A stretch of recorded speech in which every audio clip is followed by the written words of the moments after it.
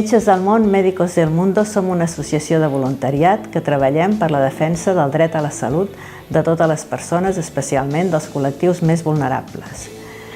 Tenim projectes a diferents països, en el territori espanyol i a Catalunya, però també tenim projectes de cooperació internacional i d'acció humanitària a tercers països. Aquesta defensa del dret a la salut, que és el nostre principal objectiu, li afegim un enfocament de gènere tant aquí, en el nostre territori, com en els projectes que desenvolupem a terreny, a tercers països. Un especial enfocament de gènere en quant a l'equitat d'homes i dones i en quant a la diversitat de la identitat de gènere.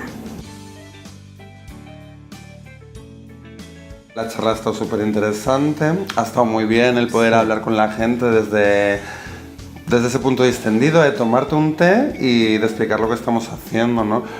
Los pilares fundamentales les han gustado mucho, el de agentes de salud, el de Transeducam y el de incidencia política y espacio creativo. Exacto, sí. Ha sido una manera muy escueta como de hablar de de lo que estamos haciendo en este momento. Y sí, es muy fructífero poder compartir las experiencias con ellos. Sobre todo las demás visiones nos aportan nuevos ángulos a nuestro trabajo y eso siempre te hace crecer. Sí, y está bien saber siempre qué puede llamarnos la atención, ¿no? Ver la variedad de posibilidades que hay, ¿no? Para poder delimitar un poco el campo de acción.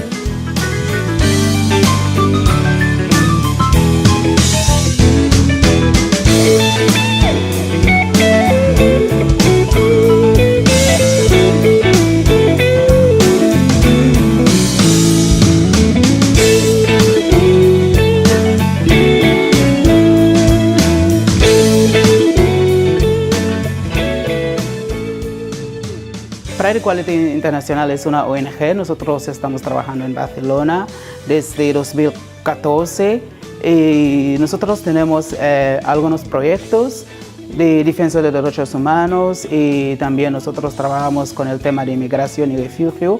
Trabajamos en varios países en África, nosotros hacemos investigaciones, formaciones, y también montar activismo y crear peticiones para crear